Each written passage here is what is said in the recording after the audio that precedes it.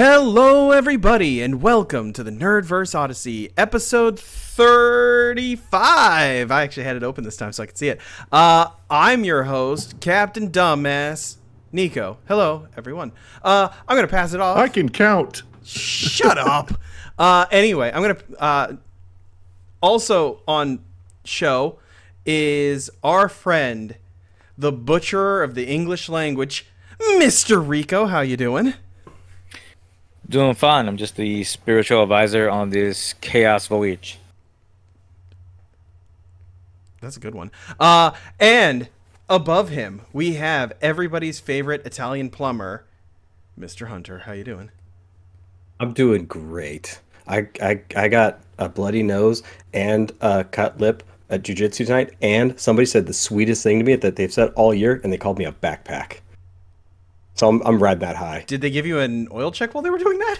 No, I was the backpack on them. Ah, gotcha, Yeah. gotcha. Okay, because I forgot last week. Can we get a mullet flip here? There we go. God damn it! Oh my God, no. That is Again, Luscious, y'all need to bro. just That's wait for our ravishing Rick Halloween Rude episode. vibes right there. yes, he does look like Rick Rude, but more like a truck stop American Rick Rude. But definitely Yeah. a Rick Rude for sure. And to the left of him, we have everybody's favorite storyteller who just never, ever quits. Glenn, how you doing? I'm doing all right. I'd also consider myself a man of science, a man of analysis, a man of logic, a man of many, many words. Jesus. Okay, and last but surely not least, our special guest today, the terminally online musician, voice actor, let's player, I mean, I did that like a Miss couple- Erin. How you doing? Hi, welcome. I mean, it's good to be here. Welcome to be here. I don't know how to talk or be a guest, but here I am. That's perfect. Kind of like I was telling you guys before. I figured this one just be kind of like a bullshit podcast, like our usual one, just chaos. Not that you're manifest. bullshit, but that we will bullshit. yeah. Let's chaos manifest. But yeah, no. Welcome to the show. Oh God damn it! Every fucking Sweet. time. Oh man, you got that fanfare sound effects? Oh. I have a question for you, Aaron. Oh shit. Why did there we Cyclops go. break up with his girlfriend? I felt like the sexual tension between him, Cyclops, and Wolverine was getting to him, probably. I could definitely see that, but no, it's because he just couldn't see eye to eye with her. Oh God.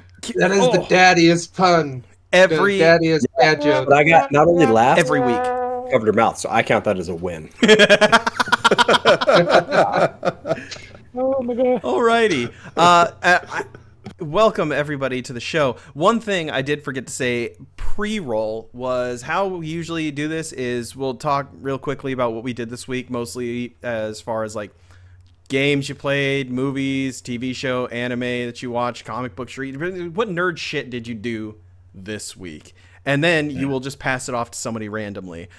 So I will give it to good Rico. How was your week, buddy? Oh shit. I was unprepared.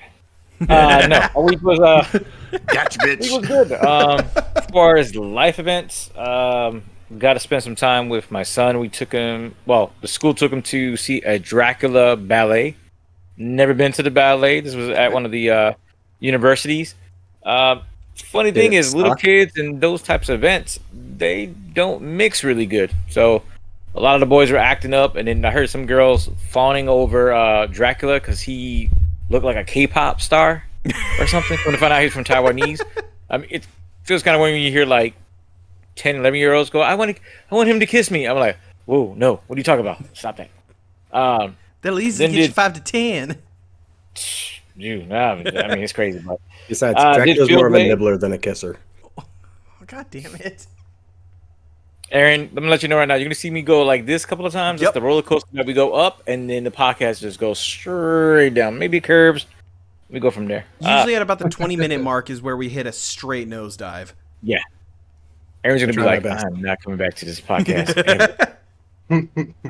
Far as TV, The Penguin, I can't recommend that show more than enough. Episode 4 came out. That was a great episode. You get to see Sophia. She's actually a comic book character.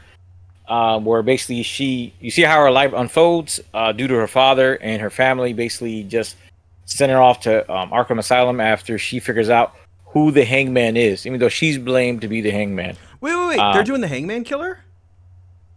Yeah, that's the premise. That's the premise of the. So her story is part of the Hangman in the Penguin show. So now I was like pretty. I had like no knowledge of what the show was about aside from it was based off the Batman movie. Mm-hmm. So that is cool that they went with the Hangman Killer. Oh yeah, and this forgive me, I forgot her real name. I know she played in How I Met Your Mother and a bunch of other shows, but I've seen her play a good role, like a good character role.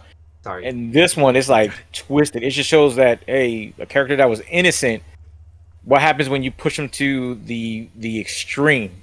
And in this case, the way her dad Falcone was, it got to the extreme. So it's like weirdly, I thought she may be able to play Harley Quinn. I know she probably couldn't do the voice like the anime, but something told me like, man, the way she acted in this episode was great. Acted all along. I saw that one. Episode 6 came out. This was a better episode than the previous one, so we get to find out who really is William Kaplan on that one. So we got a little bit more action, more of the story that came out on this one, and you get to see some of the interactions from the different witches, because there's one witch that he meets that she can read palms. I don't know if she right now. I don't know if she's dead or alive. I know she got cast into the mud swamp area of the Witches Road in that one. So basically, it's come down to no trust among thieves on that one. Again, watch that one. I watched Glenn's favorite anime right now, Uzumaki, episode 3. Better animation this time? It's good. I mean, it's at this point, nobody's getting out of the town alive. I really feel like stuff is happening. It's like a cross between. If you see the movie The Thing, some other horror stuff, maybe Dead Space, whatever. It's just people see stuff and then they don't believe you. Like you literally have the highlights of it was pregnant women that got stung by mosquitoes. I guess they were cursed, and then them going around and having like a carpenter tool to drill into people so they can suck the blood out of people. That's not even the craziest part. They started serving these mushrooms in this salad in the hospital. Those are placenta mushrooms that were grown. Like it went off to those the are my favorite. Dude, it was just like I'm just going to say that the comic book representation of it is actually far scarier than what they showed on the show itself, and it is quite gruesome. I will warn you. But that's Junji Ito, one of the sweetest guys out there, and just he needs to be checked. What was it? We talked about it like a couple weeks ago. It was like Junji Ito's like super happy-go-lucky in real life, and he makes all these like dark ass like comics. Yet Hayao Miyazaki is the one that's like all this like super happy-go-lucky fun anime, and he's just a miserable piece of shit. I mean, this one is more, I guess, my viewpoint again with all this media is that you as the reader, the viewer, the listener, you're seeing all this. So obviously I try not to put reality to it, but at one point I'm like, which I think they highlighted in the anime, I'm like, nobody's talking about this in the media. Like I'm if this was real life, all this stuff is happening in the town. They do talk about the typhoon that's hovering around the town. No scientists are sent, nothing's sent. It's just, the typhoon for some reason is over this town or whatever. Everybody who's from this town that leaves all die. So it goes back to my theory about depression that, like, maybe if that's the theme that he's moving with, it doesn't matter where you go, your depression follows you. Nothing changes. And Aaron, I don't know if you're familiar with this anime or the graphic novel. Like everything's in black and white, so there's never no color into it. So it adds another level of, I don't know, just insanity. Spoopy tone. That's like a really cool style. I think I've seen bits and snippets of that before, but I don't mean for you guys to hate me, but I don't watch anime. Yeah, no, you're good, man. Nah, you're good. Hey, it's okay. We have some wrestling fans on here, and I don't watch wrestling. Oh yeah, no, we That's will weird, go you're from off on Texas, tangents too. about I want wrestling you to be the all day. Wrestling. Yeah, oh yeah, that's how Missouri wrestling. Yeah. Wrestling. I think Look at that. I need to turn the light on real quick. All right, no As far as worries. graphic novels, Yeah, just to be a shadow against a backdrop, like one of those like 2020 interviews. so as far as graphic Nerdverse novels, Odyssey had me on their show, and like they disguise your voice. That's much better. We can see you now. Yeah, the light was off, and like earlier it was fine, but just gradually started to get oppressively dark in here. I was like, "What's going on?" I thought you said in the mood. Oh, originally I wanted to work it with OBS to do something kind of similar to what Glenn's doing, but I couldn't figure it out, so I gave up. I didn't have very much time. And he's muted. Okay. Okay. Rico, jump in quick. This is before it starts actually a talking. background graphic- that's generated graphic by novels, Discord. If you haven't, Oh, really? we talked about this before, but Yeah. Black Summer. I'm close to loving this graphic novel. Dare I say, I feel it's better than The Boys. I think Boys were just more or less. The Boys are more of a graphic of Garth Ennis going, how can I make this? How can I push the button, cross the line with this one? Where Black Summer present a issue where it's like us, for example. What if Hunter decides to kill the president without telling anybody? Just gonna do it because they feel the president, his advisors have committed all crimes, and then Nico's at home with he's only has one leg, and he's like, "Holy crap! What happens now?" The government, the police, all secret government agencies are trying to round us up, while we're trying to get our cool and come together, figure out what are we gonna do, because all hell has broke loose. And every so often, Hunter will pop out and say, "Hey, you guys are supposed to have some free elections. I did this for you guys. If you don't have this, I'm gonna start blowing up, messing up cities or whatever." And then that is all. Goodbye. Yeah, it's like what if one of the most powerful superheroes just says, fuck it. Yeah, Okay, weirdly, why would I rat on myself in this scenario? Do it without telling you but guys. that's the thing about it is that blast the opening scene, if I could dare again to compare, is like, even though I haven't watched the whole series, it's like Omni-Man, that first episode where he comes in, kills everybody. This guy just walks in because they're about to do a press conference at the White House. John Horris is the main character of the original Seven Guns group, and they just say, "Hey, he's on the ground here. He's known to talk to the president and his advisors." He comes into the press office and he got like a white suit, kind of like a Magneto meets Nova Corps helmet, and just tells everybody, "Hey, I just murdered the president, his advisors, the vice president, because they committed crimes. I'm not going to tell you what they did, but know that I did it for you." And he doesn't give a time frame. He just says, "Hey, you guys need to have free elections that are unbiased. But if I don't like them, I'm going to kill everybody who runs." And then we're going to go from there. So it almost runs into the concept of like a perfect theocracy in theory. That you have this all powerful being that's able to essentially mete out some justice and apply some social mores to the society without the society actually holding it. And so that's kind of interesting thought. Yeah. So I do find it funny that you said it was better than The Boys, because I was going to say it gets so much more story in one trade paperback than I feel The Boys did in 8 volumes. One of the other things that I find interesting too is the art really helps it. Who is it? Juan Jose Rip is the one who does the art. Yeah, he does like a majority of he did when Avatar Press was still a thing, but he did the majority of the art for their books, and he is absolutely fantastic. He also did the really shitty Wolverine comic, Contagion. I think it was like Wolverine Contagion or the best there is. Right. Great. It was great art for a Wolverine story because the dude knows how to do like brutal violence really well. However, the story itself sucked. But no, it's weird because I like The Boys conceptually. I think it's a really cool story. I absolutely hate the art. Dynamite Comics just hires these not the shittiest artists, but like the most bland and generic artists. Like their entire run of The Shadow was just good stories, ass art.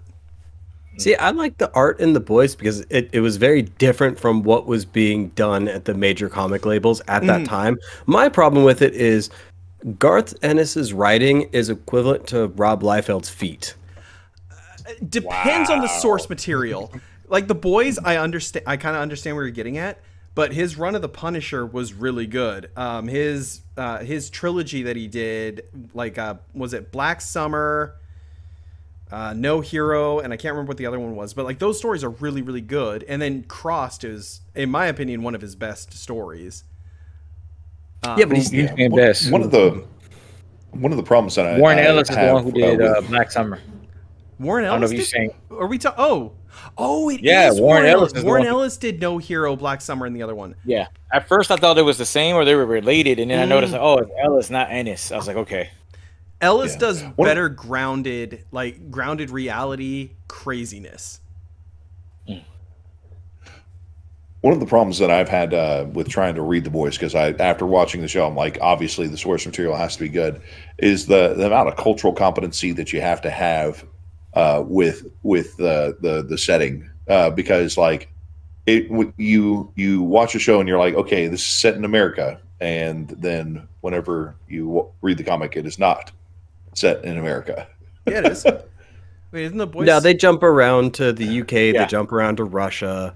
They go all over the world in the comics. Oh yeah, you're right. Right, and so with it's one of those things where it's great because it's it's relatively it's a similar story, but not it's not the same story. That's for the long and short of it. But yeah, having to like figure out some of the slang and stuff like that, it isn't necessarily as punchy as the show that's set in its tone in America. You know what I mean? Yeah. It's much more topical and relevant to today as well. But that's true. Definitely helps the show. Eric Kripke is very much in his element with this one. Yes. I agree. I just don't know what he's doing with that ending of the last season. I'm curious to see where it goes. Yeah. I don't think Rico's gotten there yet, so I'm not going to say anything. No, you don't. I mean, I know the ending of The Boys as far as the graphic novel. Yeah. So I'm interested in that one because I'm very curious how they get to the ending. That's the problem I'm having. Well, and that's my thing, because you took out without, I don't know if Aaron has watched it or you read the graphic novel, but you took how many spoilers can we give you there, Aaron? For The Boys or The Boys. I kind of just fell off of it. I was really into the first couple seasons, and then I just got depressed and stopped watching. Fair. Was it the laser my tits scene that really set you off? Yeah, that was kind of crazy. It was love sauce. That was kind of crazy. It was love sauce. I remember when they did the Ant-Man exploding in Thanos' asshole thing. Yes. I'm so glad that they actually did that. Somebody had to. Exactly. Except it was like the gorier version. Giggity.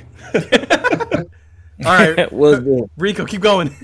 Yeah, but Black Summer, again, we want to have that one. But I mean, there is similarities when you read it. Again, they touch the old hero registration. So if you're familiar with Marvel Civil War, the graphic novel does that one.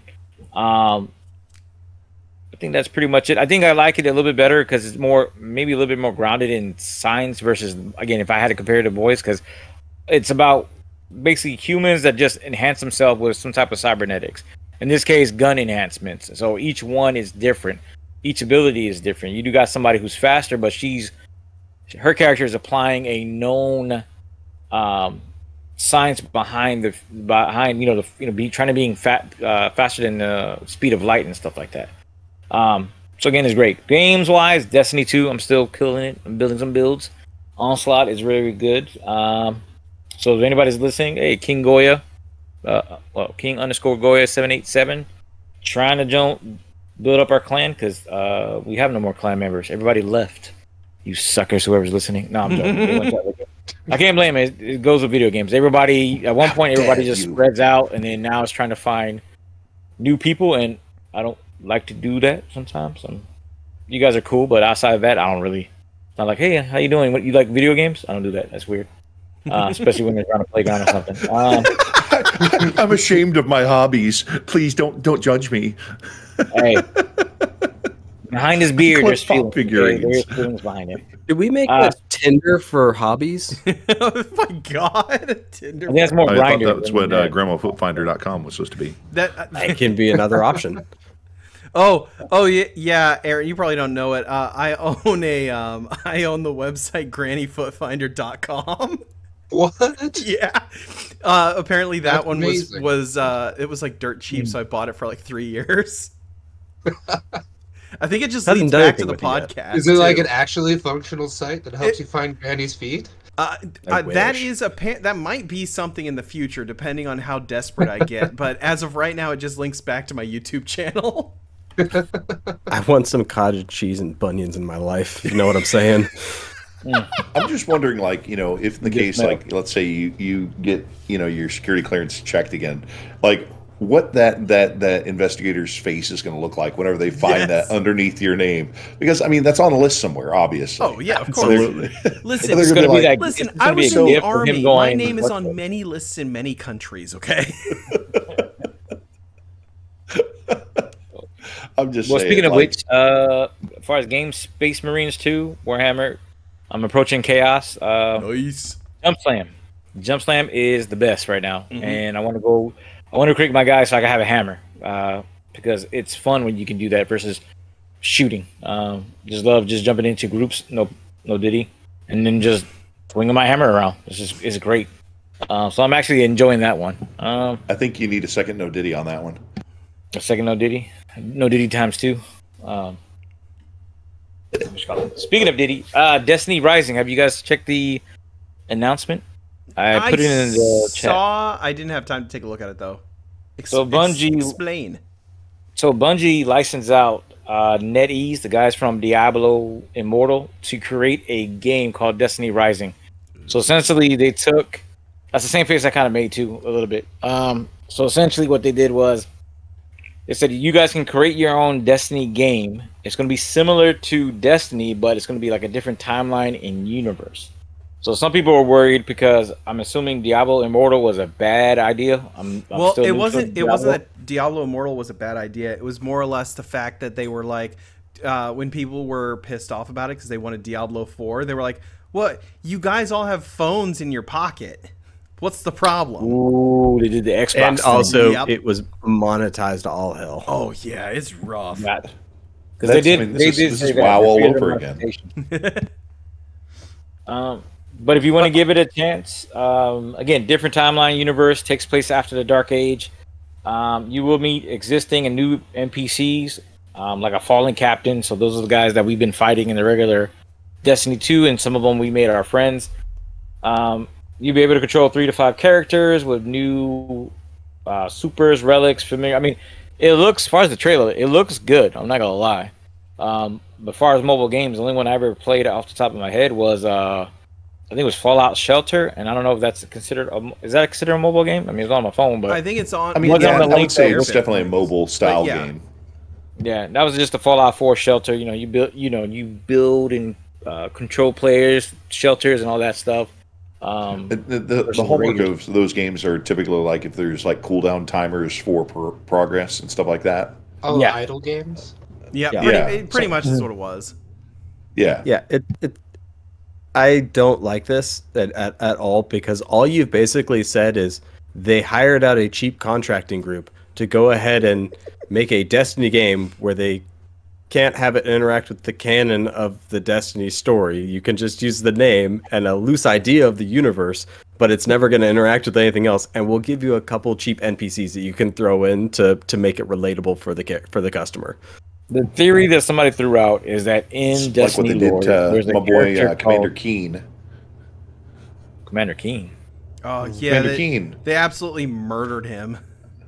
Yeah, it was a character from Apogee Games. It was essentially a platform shooter that you played on PC back in the 90s. It was the Mario equivalent, or it was the PC Mario equivalent of the time.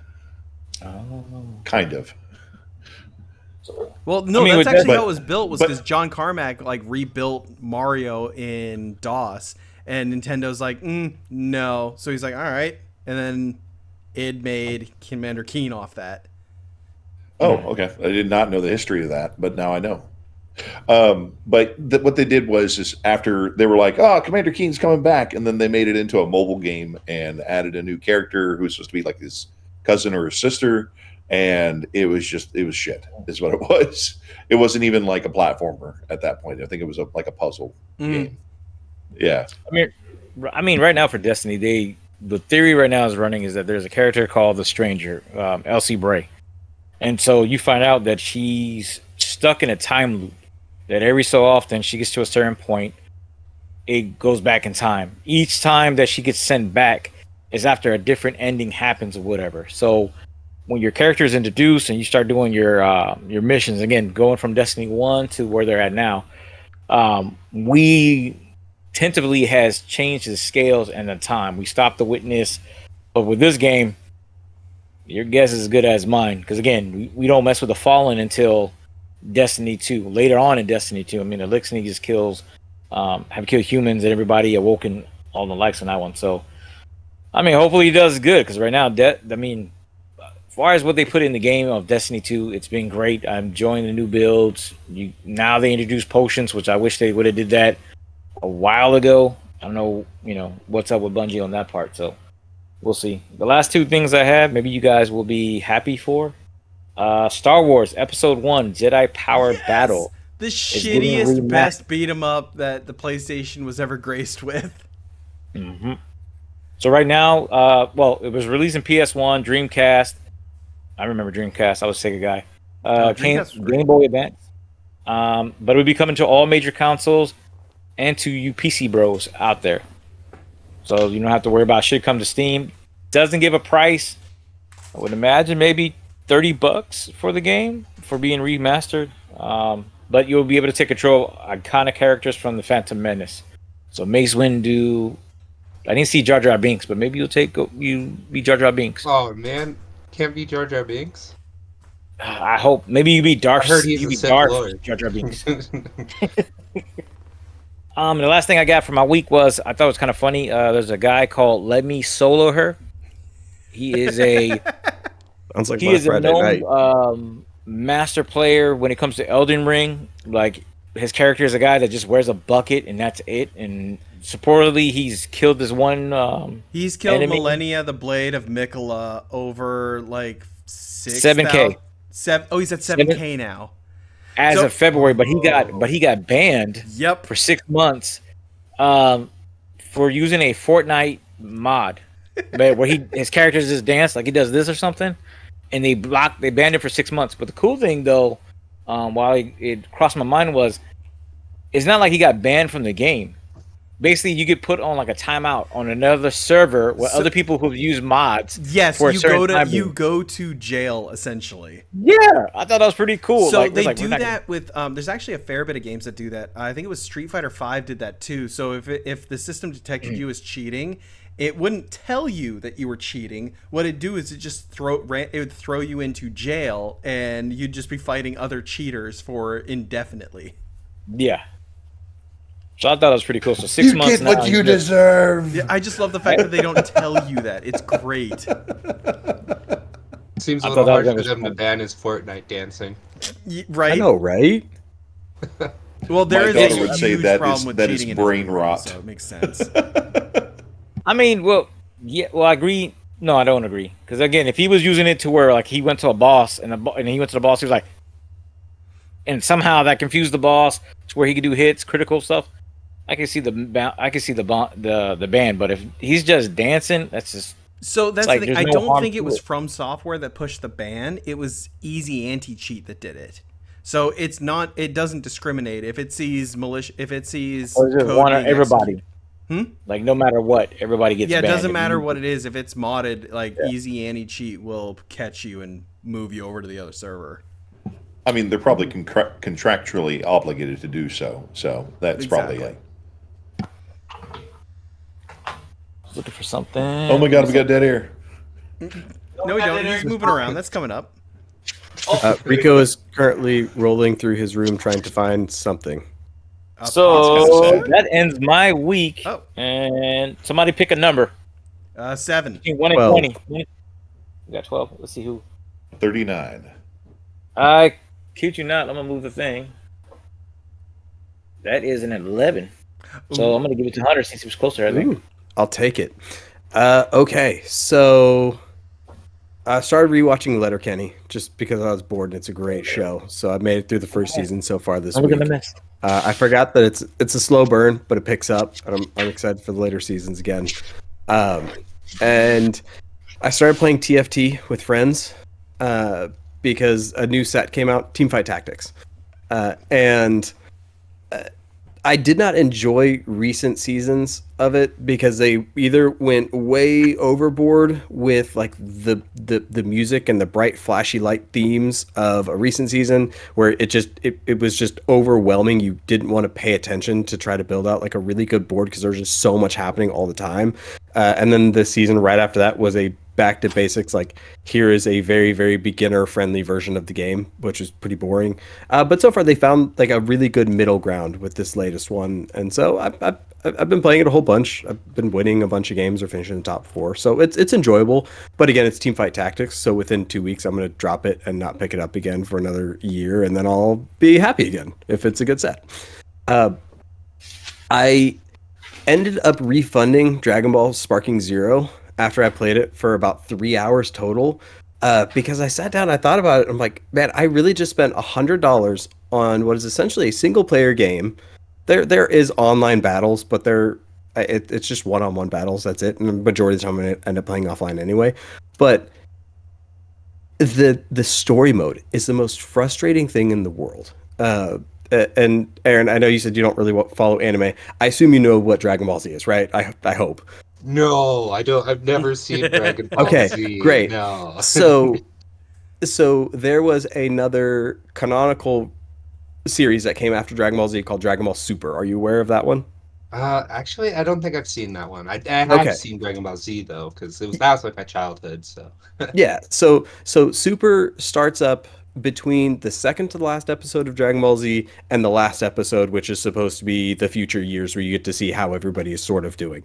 And it's supposed to fill in the time gap for there. And they meet gods and they get like god tier power and they start like having battles with people from other stronger universes basically because there's nobody else in this universe who can keep up with Goku and Vegeta at this point. Isn't it more like multiverse though, because Goku fights Goku? That's a timeline, which is technically we already had that with the Android and Future Trunks saga. Oh, okay. I haven't actually sat down and watched Super yet or read it, so yeah. But either way, there are some absolutely baller fights that happen in that series, and I'm trying to give context for why I'm so annoyed, and this is one of the reasons why I refunded the game. And Topo is one of the strongest characters from another universe that Vegeta ends up fighting, and is one of the coolest battles of Dragon Ball Super. Like they brought back the guy who did and I can't remember his name right now, but the guy who did the Majin Buu arc battle between Goku and Vegeta, like that 90s peak animation. When you think of Dragon Ball Z, you think of their Super Saiyan 2 fight during the Majin Buu arc, right? They brought him back to do the artwork for part of this fight and like the Tournament of Power for a few episodes. And it was absolutely gorgeous. However, the way that the character mode works in this game is you follow one of 8 characters, but you only follow their specific portion of that story. So like for Goku, as an example, you fight Raditz, and then you're dead. So then you come back and you fight Nappa, and you don't get any of the filler in there, and then you fight Vegeta, and then you show up when they're fighting the Ginyu Squad on Namek, right? Like you skip all of the major beats of the story that don't include that character because they weren't there for it. You don't care about them for this character's part of the arcs. But for Vegeta, for Goku, it goes all the way through Dragon Ball Super for all of his battles. For Vegeta, it ends at the Buu arc. There's nothing for him in Super. And I don't know why. Like, they just took one of the second biggest character of the series and like, fuck it, we don't care about that guy. And so between that and like the animation and just the visual noise of every battle that happens, it's like I can't justify that I spent $100 on this game and I'm not gonna pick it up after 2 weeks. I already know it. So fun fact, if you get a chance, Maximilian dude did a video on he was rating the supers of that game. I am surprised at how much how lacking of oomph some of those finishers have. It boggles my mind that they have that many characters, but they didn't go. They some of them they could have tweaked the sound a little bit just to make them feel more impactful. Whereas after watching 25 versions of a Kamehameha, there was maybe only one or two where I was like, "That's a cool super." Yeah, and that's exactly right, because there's 180 some characters that they're trying to get out for the game and the DLCs, and it's just too much for them to have kept up with. And also balancing online is not good. Like Yajirobe is the most OP character in the game. It's like throwing Mugen online, basically. I don't know. So I imagine in 6 months. Oh, what's up, Rico? So you just need to get good. Yeah, just get good scrub. But I imagine in 6 months, maybe a year, when the game is like $30, I'll buy it again. Because at that point, I feel like it'll be worth it. And if I care enough about the DLC for a group of characters, I might pick that up. But it was not worth what I paid for it. That's for sure.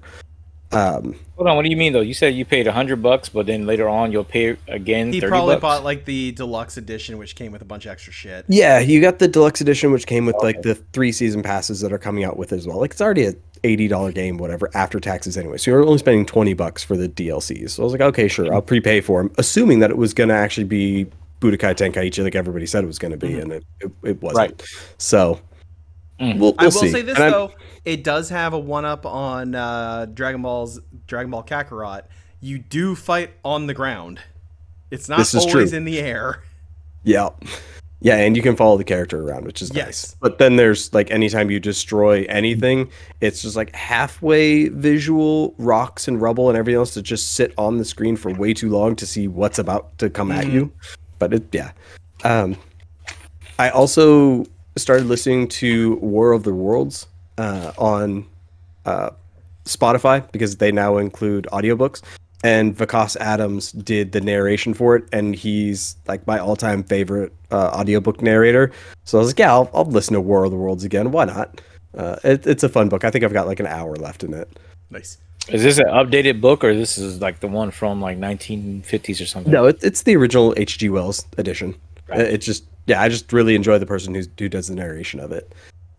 And I don't know if you guys have seen this, but I found the Analog 3D, the new Nintendo 64 4K console that's coming out. It got delayed. It's not going to come out this year now, and I'm sad about that, but it's going to come out in Q1. But it's not just a 4K emulator. It runs everything at the hardware level, just like the N64 does. So all cartridges and everything that worked for the original 64 will work again, but it then upscales everything to 4K. Yep. It is utilizing an FPGA chip, which is what Analog does with all their systems. They pretty much just take the old hardware and make it work better on newer systems. I think Analog does some really, really cool stuff. I just find the pricing's a little steep. Yeah, it's like $200. They're probably a little more selective with their chipsets too than there's the only mass a handful of manufacturers. companies that make FPGA chips, so it makes sense. But the nice part about that is an FPGA chip there's no emulation. It is actually machine written code for the console itself. I just want to know who wants to catch these hands on GoldenEye. Oh, absolutely. I'm gonna come at you with No, I got Oddjob. Oddjob's mine. Oddjob's mine. Fuck you, Rico. It'll be everyone plays Oddjob and it's Kung Fu Chops only.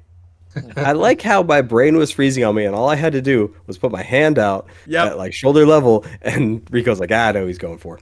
I think that's bad. I was mixing up TV shows and movies. I was gonna say Short Round. It still would have got the point across, but it's Oddjob had these small hitboxes. Dr. Jones. But I think my Evercore will work inside of the Analog as well. In theory, hopefully. it should, because I know the EverDrive works on the NES Analog, so in theory it should work. Yeah, and I'm excited for it. I'll spend $200 for it most likely. I love the 64, so I'm very much looking forward to it. I'm just sad it's not coming out till Q1 now. And then I did some audio recordings for a couple different Discords, one of which the creator is here in this call today of Hockey's radio show, and so I will now turn it over to Aaron. Hi. So I live under a rock and like I don't really consume all that much media, so I have nothing to really report in terms of like games I played or things I watched, because like I literally spend pretty much all my time animating and drawing and recording audio. And actually, there's another thing I am doing, another project I'm part of. It's like a horror podcast called Whispers in the Void. And that's been a really cool project that I'm kind of behind on because of Talkies. The showrunner of that keeps every day he's like, "Hey, how we doing? Where's the music?" And I'm like, "Oh, I'll get it to you tomorrow." And then I get distracted with Talkies and don't get it to him, and I feel really guilty. If you're watching Warlock Czar, I'm very sorry. I will have it to you tonight. Well, I'll have it to you tonight after this episode airs. You know what I mean? Timey-wimey stuff. You have to do a wink. There you go. I'll have it to you by tonight. The check is in the mail. There you go. You'll receive a hard drive. You'll receive seven different thumb drives that when you combine them, it'll have the data for the file. You're getting this in installments. Some like 2-part crypto. Nice. That's fun. Giving me PTSD of torrenting things. I realized I probably shouldn't finish that. Back in the early 2000s, I did illegal things in the past. Let's talk about some games that you may have. But all the like parts of like a WinRAR file, because you would download it in like 7 different parts, and then you get them all together and you'd be so excited, and then you would open it, and then you get that corrupted file error. It was like, oh, it's the most frustrating thing in the world. Rapid Share was the worst for that shit. Like, instead of torrenting, Rapid Share was one where it was like, for whatever reason, one of your downloads would break, and you would get the proper file size, but it wouldn't tell you which one was fucked up. God, the good old days. Oh, LimeWire days. So, in terms of games that I have played, like, kind of a lot, I have over, like, 5,000 hours in Project Zomboid. Ooh, good pick. It's like my favorite game of all time. Like, once I found it, I basically stopped playing all other games, and then I ascended and became somebody who makes, like, mods. I even applied for the dev team, but they never got back to me. But like, so I have modded every single aspect of that game. I've done a mod for it. Like I've done like glowing zombies, rave zombies. I've done. I added mountains to the game. I added what's some other things? I made the most famous one, Survivor Radio, where I added voice acting to the game before you could even get music in there. I added voice acting in and music, and then that kind of all went by the wayside once the True Music mod came out, and then. Now the mod page is just filled with like people uploading, just sharing music illegally. But you know, somewhere Lars Ulrich just shed one tear. Oh, he would be very upset about the state of Project Zomboid modding and sharing music. He would issue DMCA strikes to everybody. So Aaron, I know what you're talking about, but for Glenn, can you explain it to him? What Project Zomboid is? Oh, yes. So it's an isometric kind of like zombie survival simulation, and it puts you into 1993. You're in Kentucky in 1993, and zombies are just everywhere, and like you can do like almost anything, usually die, but you have to like balance survival with like fighting zombies, and like you gotta get a base, and like you have to like learn your skills in like real time. So like you can't just like Fortnite build a base real quick. Like you gotta like it actually takes time to do carpentry and build log walls for defenses and stuff. And it's right about as wide as a puddle but deep as an ocean.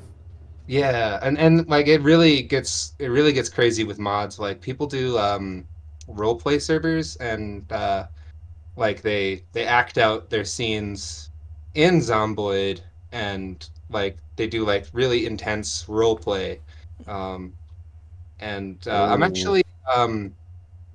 I'm actually the admin of the mapping Discord for that, where we encourage people to be very creative and like take their own spins on using the modding tools to make maps and stuff. And yeah, Project Zomboid is really dope. I highly recommend it. In fact, I was thinking about rotoscoping some of its footage for I our saw you working on that on the Discord server. There was something that showed you using that as a reference. hmm It's neat because Yeah, it's it like was the really cool. isometric angle would be interesting in a show. I'm not sure. It might get tiresome to look at, so only for some scenes, but you know. Right, and not to, the graphics on the game is already kind of simple, and I mean, well, I guess in rotoscoping that wouldn't be a bad thing, but you could probably also freehand it just as well. hmm I mean, Yeah. just as a reference, there's where's things go? What is the shape of the thing? That's what I like about rotoscoping. I've been learning. Oh, so like not in terms of like things I've watched, but like other things that I've been doing. I've been like practicing different styles of animation and like rotoscoping, as it turns out, is very easy to do in Blender, and I was just like blown away. It only takes like a few steps to optimize the workspace for it. Yeah, in fact, actually, that was one of the things that was a tool that they used on the episode 2 of Uzumaki, as I understand it, was that they were like initially on the first episode they were doing like full models that they would move and stuff like that, but on the second episode they were using rotoscoping, and some folks had complained that there was a difference, and because of the fact that it's so simple, maybe that's why they opted for it. You know what I mean? hmm Mhm. Yeah. I just love the style. Like they use that technique in this old Lord of the Rings animated movie. So like the orcs would be rotoscoped out over, and like you could tell that it was like an actor, but it looks like like a cartoon at the same time. It was you get that very fluid body motion, and like it's one of the most interesting techniques I've ever seen, and that's why I want to learn it. So I think one of the best examples of rotoscoping would be the original Prince of Persia on the NES. I'm still surprised they managed to get that game looking as fluid as it did on that system. So you were talking about the Ralph Bakshi version of Lord of the Rings, correct? From like 1978. hmm I used Yeah. to watch all So those before the Lord of the like franchise became a thing. Like my grandpa was have heavily into Tolkien stuff. have you seen anything else from Bakshi? I probably haven't. Did he do some Shakespeare movie like Macbeth or something like that? I'm not sure, but I know Okay, he then did I might be American off. I might be Pop. thinking of something else. I know he did American Pop. I know he did the Cool World, and a couple Did he do other. Wizards? Yes, he did Okay. Wizards. Yeah, it was kind of like a lot of his stuff is like risque and very very bloody and It very always reminded very me of of Heavy like a Metal bad magazine. trip. It was like Yes, Heavy Metal yes, magazine before they started doing their own animations. Mhm. right, yeah, and that's yeah. Bakashi is famous for using rotoscoping like that. Yeah, and his stuff is fucking spectacular. Wow, I I remember love the the heavy American Pop. metal anime movie with John Candy. I think he voiced the cab driver. Maybe before you guys' time. No, I don't that know. does sound familiar. I think he was the cab driver. It's not before my time. Really? I love heavy metal. I like that which one I can't remember which one it was, but they were like they're on a plane and then they like crash onto Zombie Island or something. Like the plane gets shot down. I think that's No, you're heavy. talking That's the first Heavy Metal because that doesn't sound like Heavy Metal 2. Oh Isn't yeah, it but I the love War that Pigs one? show. That might have been the War Pigs one. Yeah. Yeah. Well, So another one that John- think was Floating green ball. yeah. John Candy voiced 2 characters in Heavy Metal. One was Den, a teenage boy who was transported to a fantasy world and transformed into a muscular, heroic figure, and Desk Sergeant, who was just a minor character in the movie. I never would have known that. Wasn't a cab driver? Nope. I thought he was. Because he kills a girl. He killed, not a girl. He goes, a woman trying to kill him. Oh yeah, Nope, he that must have been somebody else. She like tries to pull the gun on him, and he's like, I have this emergency gun. Yeah, Thanks and for the then gun, this, lady. yeah. Whoa. Wow, that's memory stuff. But I want to know is who voiced the 2 stoner aliens that are like too messed up to be driving the spaceship, but they do it anyway. As he Googles I'm prompt engineering it right now. I was, when I think of that, I just think of Roger from American Dad.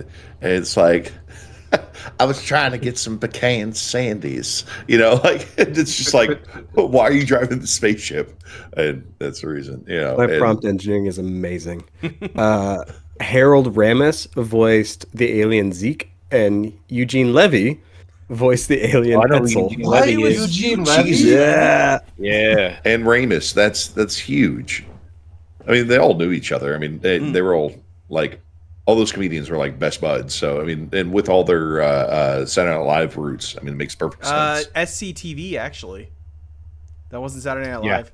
Candy was on. Yeah, SCTV. Eugene Levy wasn't on Saturday Night Live. As far as I remember. Yep, that was the Canadian version. Oh, okay. Project or Channel 27?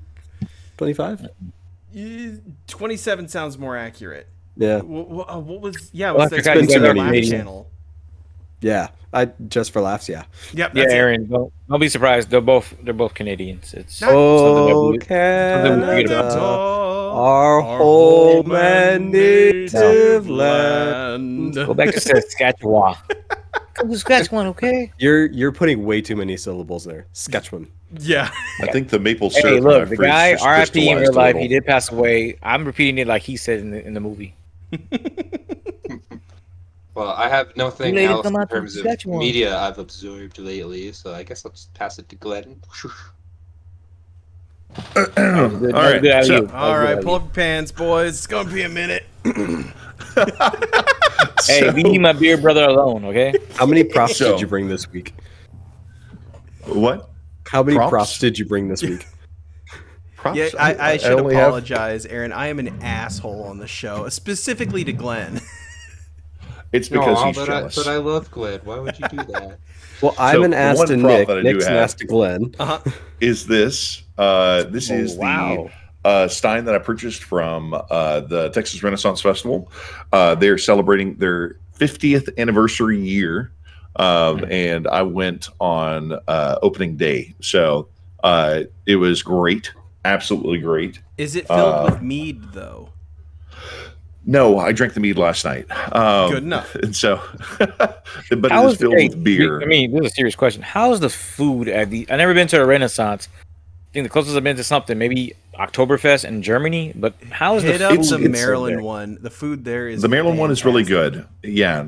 In the area you're in, there's the Maryland and the Pennsylvania one are both good. The Maryland one is very high, high production, and I'd suggest it. I liked it. No, I'm talking about the food though. What kind of food do they serve? Oh, dude, turkey legs as far as the eye can see. Okay, here's the kick. So imagine any food that you can possibly think of. Okay. And then put it on a stick. That's pretty much Ren Fair food. It's like my favorite thing to eat at the Texas Renaissance Festival has to be the steak on a stick. It used to be $5 a pop. Now they're $13 a piece because of the fact that everybody likes them as an alternative to the turkey legs. Because I mean, turkey legs are just so They're dry as unwieldy. shit, but damn, are they good? Well, it's like they're dry. it's either they're dry or they're just like wet because of the fact they steam them in order to. It's there's no in between. There's no perfect tacky turkey leg that you bite into, and you don't get the big we're chunk talking of about fat. the big honking one. Yes. As big as my arm. Yes. Yeah. No, What kind of definitely. turkeys are they doing? Like, are you guys raising them on HGH or something? Like, Oh yeah, no, like, these are walking around, genetically like, engineered turkeys to be absolutely delicious as beef jerky. I will also say this: it is Texas, so You don't never walk. You never see nobody walk their chicken around. You know what I'm saying? No, see, I have seen people walk the chicken Only around. Puerto Rico actually. I have walked the chicken around, for goodness sakes. Her name was Violet. Gordon. And is Violet your chicken, or did you? It was my from a chicken neighbor? whenever I was a young boy. Okay. It was one of the many animals that was originally intended to be eaten. However, my mother had the idea that it's a cute little animal, and it ate from her hand. It was like, all these little animals, like this goat. There's this goat that we had named Jasper. It got a name because it was supposed to be cabrito that we're going to eat. However, it ate from my mother's hand, and she was like, "We can't kill this pygmy goat.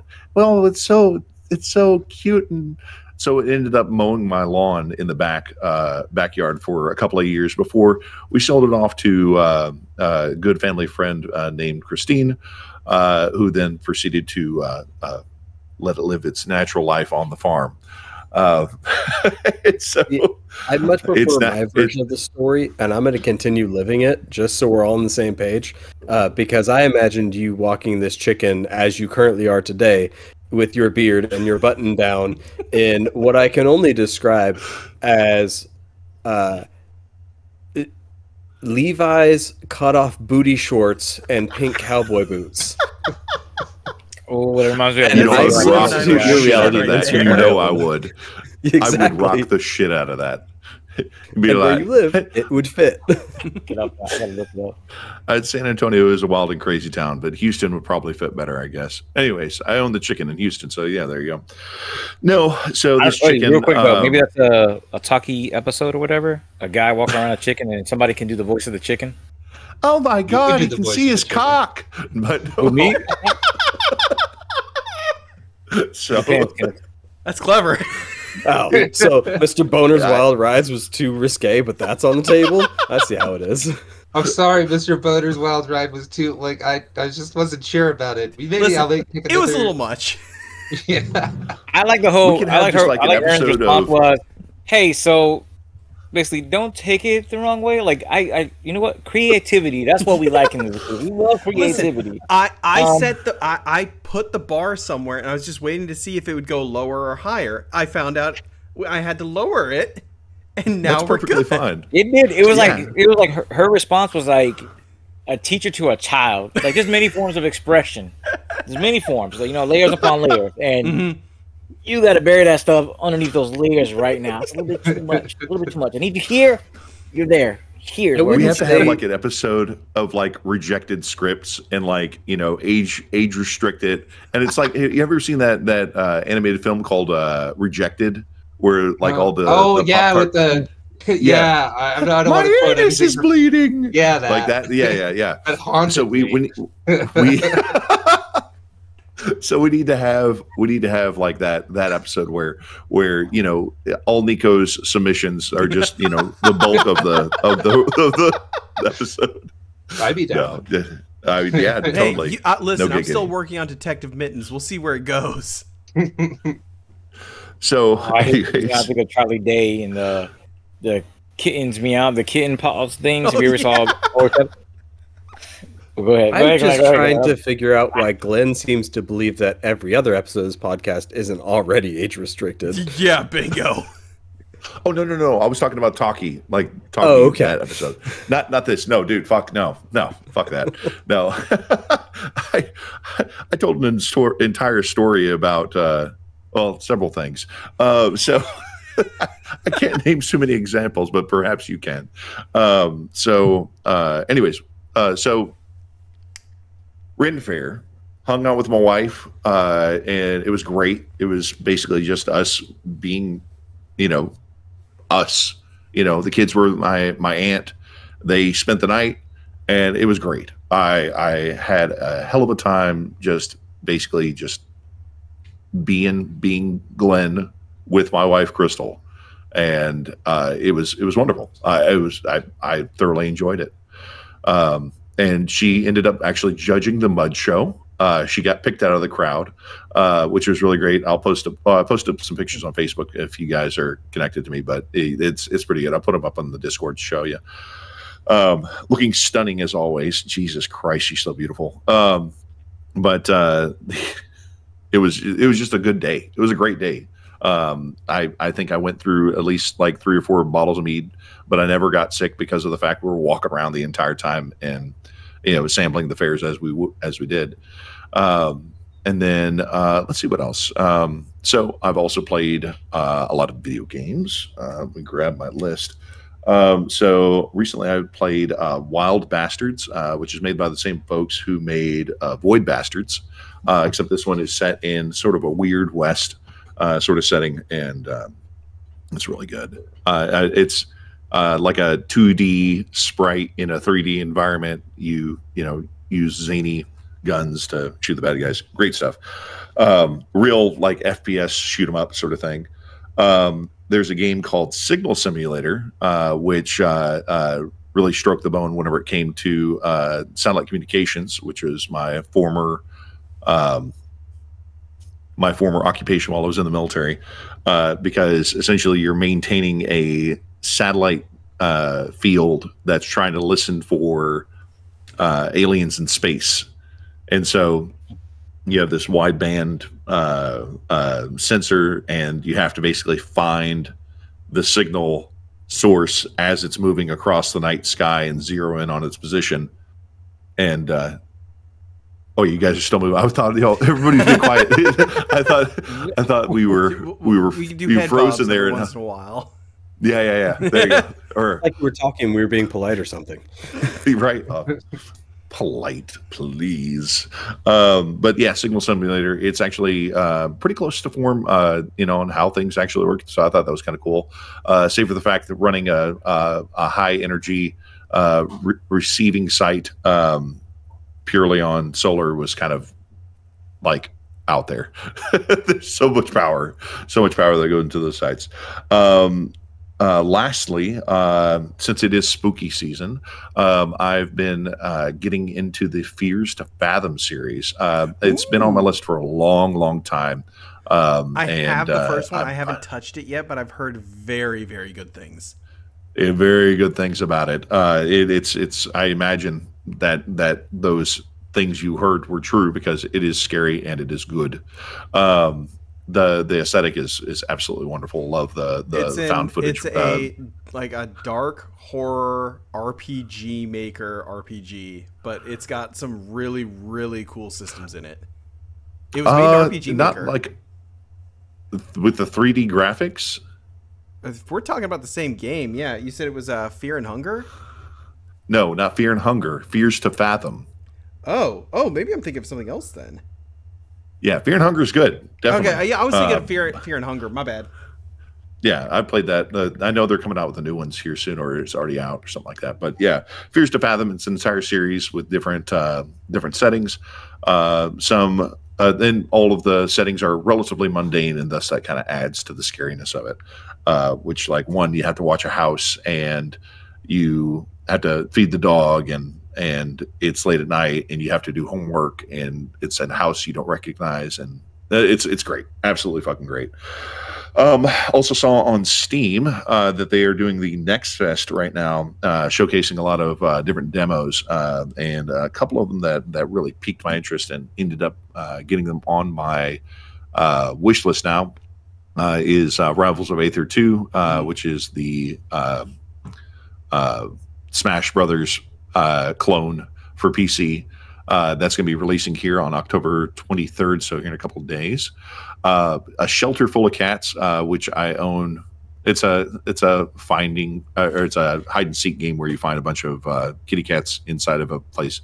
It's more for my kids, but I do find it quite fun. The Castle Full of Cats was great with all the Castlevania references that they made on it. There is another game that's called Secret Agent Wizard Boy and the International Crime Syndicate, which appears to basically be like a Harry Potter parody. Okay. For like the like old 3D platformers for Harry Potter, Chamber of Secrets, Sorcerer's Stone, stuff like that. Like that level of gameplay. It looks pretty good. I highly suggest that, or at least to take a look at it and play the demo. Another good one that is up on my radar is Tenebrous Somnia, and it is a 2D mystery thriller, survival horror sort of thing, but it also has FMV. Ooh, yeah. Tenebrous Sombra. That sounds familiar. Keep going. Okay, anyways. Yeah, FMV, for the uninitiated, that's full motion video. It was popular sometime in the early 80s to mid 90s before it kind of fell to the wayside when their 3D graphics came around. But essentially, you have basically a filmed cutscene that is in the game in order to showcase scary things on your computer or, realistic stuff like that. Anyways, it's a neat little callback to that. And let's see. Of course, episode 5 released yesterday for Taki's radio show, where we had Nico playing the voice of a can of soup, and I played a can of Spam. And as I understand it, there was a couple of moist eyes in the house whenever we were doing the release there. Care to elaborate on that? I mean, you guys, every time I listen to it, I kind of tear up, but like my wife was also kind of crying, and my friend Doke cried. Like everybody I showed it to cried, except for like one person who said that they have emotional problems and they can't cry. So I give that. I kind of count that. I'm like, you wanted to cry.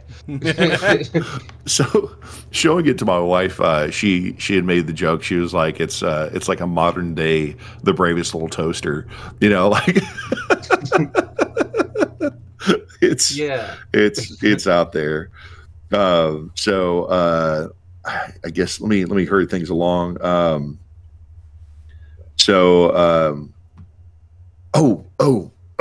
Something I'm really excited about is a game called Sorry We're Closed.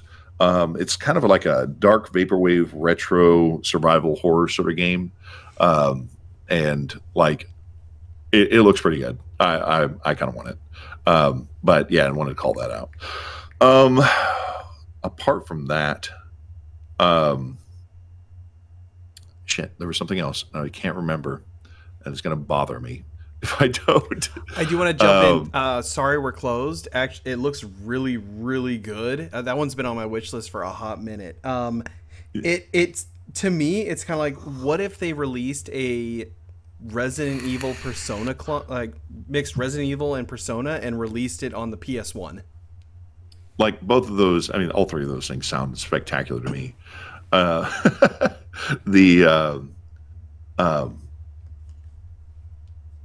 I'm for a loss of words, and for the sake of not having dead air, I'm going to pass it on to Nico. And yeah, that's been my week. I've been busy, as you can imagine. All right. Well, hello, everyone. So my week was fairly packed with work since we're coming off the end of the government fiscal year. It's just been a gong show at work, so that's been fun. You haven't watched any movies. I probably am gonna watch Terrifier 1 and 2 tomorrow night just for the funsies. I did play some games though, from the Steam's demo Next Fest, whatever it's called. I've played the demo for Iron Saga, which is a 2D fighting game that uses like a similar art style to the Super Robot Wars series. It's kind of mid for a fighter, but it has very, very flashy animations, and like the super moves are what you'd expect from Super Robot Wars. So it's like that was cool, but as far as like gameplay goes, I would probably wait when it does go on sale. I'd probably wait for a discount before I bought it. I also played the demo for We Could Be Heroes, which is a side-scrolling 2D beat-em-up game, like your Final Fights or your Streets of Rage. However, it's not technically 2D because the entire game has a physics system. So I think it's three-dimensional models that are kind of put together to look like they're two-dimensional. But it's really cool because there's if any of you have played the old Ninja Turtle games on the SNES, like when you grabbed one of the foot soldiers, you could toss them like at the background or throw them towards the foreground. That's something you can Turtles do in Time did that first. Yes. So you can do that here. However, say you grab a random street punk and toss them towards a car, there's a chance that their head may hit the window of said car and they could go through it and be hanging off the side of it. Or you might just throw them into the car so hard that it just starts breaking apart. And then you could pick up the door that fell off and then beat the shit out of somebody with that. Game comes out on the 28th. There is an alpha demo right now. I highly recommend it. It is stupid fun. And that was pretty much it for like multiplayer. Local. I think it's it's 2-player. It's 2-player beat 'em up with 4 playable characters at launch. Don't know if they're going to be doing any more than that, but it looks like there might be remote play together, possibly. And if it is, we will definitely do that because I was having a lot of fun with that demo. Aside from that, a couple games came out today came out in the past couple days. Crow County came out, runs absolutely fantastic on the Switch. It is the chibi graphics from Final Fantasy VII, but gameplay-wise, it's Resident Evil. It's really, really fun and a nice callback to those games. As well as there's a new action RPG that came out on, I know the Switch for sure, and Steam as well, called Drova. It is a isometric action RPG based off Celtic lore, and it is fantastic. Highly recommend looking into that one. It was super, super fun. Before the show... before I got home, so when I was in the car before I drove home from work today, I got to play a little bit of Blazing Strike, which is a new 2D fighter from Arc System Works. It's not bad. I'm going to throw it out there. It's not a bad game. However, I think the $40 price point is a little steep. Mainly because like the character art and the animation's really good, and I like the fact that it's a rushdown fighter. Like the whole theme of the game is... what if rushdowns were a mechanic that you could just use at all times? So like that's really interesting. However, the stages are pretty mid. That's my biggest Do you think draw. that they may have done that to hedge against the propensity of games to become less pricey over time? I don't think that's the case. I think it's just the Arc System Works is pretty good for putting their games out at like fairly like they price their games a little higher, I've noticed. Like what to get all of Dragon Ball Fighters, you're gonna drop about $250 if it's not on sale. So like that's just kind of Arcs. I want to say it's like $150 or $250. Like, is it that bad? Oh yeah, dude. Three season passes in the main game. You're dropping at least $150, $200. Because I want to say the character packs are like $27 to $30 a pop. Yeah, I mean, I guess that makes sense. Yeah. But no, it's not like they have any overhead, to make a new copy or anything, right? But no, it's a competent fighting game. I need to put some more time in the lab on it though, just to see how I like it. But so far, I'm liking what I'm seeing. Aside from that, it was $80 for all 3 season passes. I told you you weren't far off. Ridiculous. Aside from that, I have finished the Horus Heresy.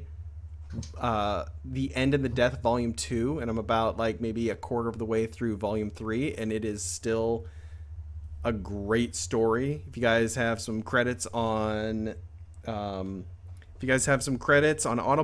please give the first one a listen. It is really, really good.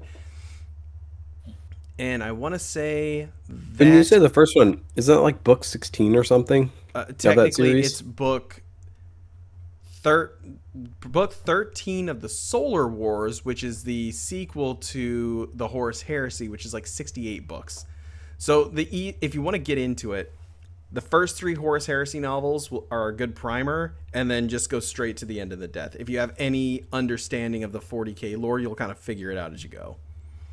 But no, I'm really liking it so far. I'm having a lot of fun with it. And that, I'm going to say that's my week. I remember what I had forgotten to say. If you don't mind me popping in. I'll be right back. So go ahead. All right, cool. So a couple of things were one that I completed my Pokedex for Scarlet and Violet finally, which I thought was really great. Basically, I did not have the DLC. I got the DLC, crammed through it real quick because I own every other Pokemon otherwise. Now I'm able to get that sweet shiny Meloetta that they're offering on Pokemon Home for doing that. Secondly, speaking of Pokemon, my Pokeroll RPG that I'm doing on Tuesdays, the system is absolute shit. It's a fan-made game, so that's something to be expected. And so I basically, after one player was like taking a nap and another player was late, I told the third player, I was like, bro, I don't know. I'm going to be truthful with you. I don't know if I'm feeling this as much as you guys want to play Pokemon.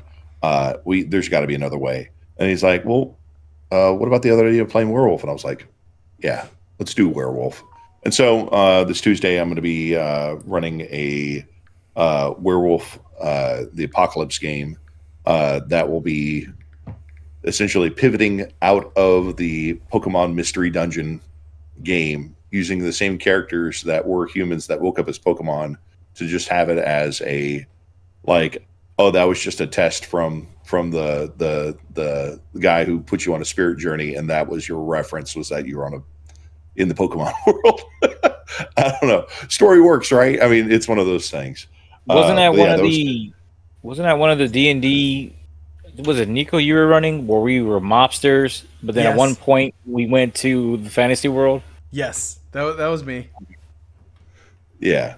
It's a common trope, so that's why it was so easy to just it's good. I mean, bullshit that way in. It was just all just a dream. Yeah. Right, basically, right? I wanted to fuck with them so hard when we got to the end of it. I was like, and then you took off the VR headset. Oh man, that. I would have been killed. So now that we've gone through our weeks, let's get to the meat of the matter with the time that we have left.